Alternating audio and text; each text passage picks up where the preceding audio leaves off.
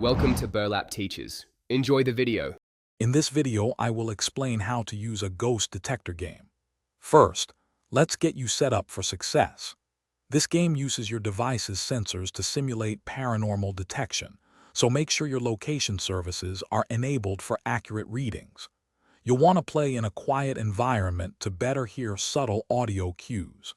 The goal is to find hidden entities by observing changes on your screen and listening for specific sounds. It's an immersive experience designed for thrill seekers.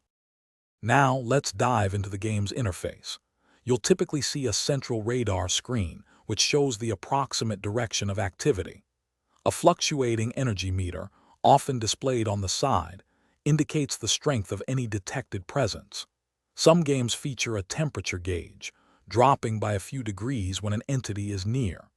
You might also find a sensitivity setting, allowing you to fine-tune the detection range from a few feet to several yards, depending on your preference. Interpreting the readings is key to successful ghost hunting. When the energy meter shows a significant spike, perhaps jumping from 0 to 80%, it suggests an entity is very close. Audio cues are also crucial. Listen for subtle whispers, static, or even faint voices that might indicate a presence. The radar will often display directional arrows, guiding you within a radius of about 10 to 15 feet to the source. Remember, patience and keen observation are your best tools. To enhance your ghost detection experience, try exploring various locations. Some games offer unique entities in different settings.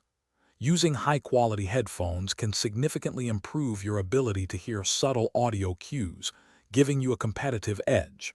Always be mindful of your physical surroundings while playing, especially if you're moving around. The game is designed for entertainment, so remember to have fun and enjoy the thrill of the hunt responsibly. Happy ghost hunting! Thanks for watching. Consider subscribing if this video helped you.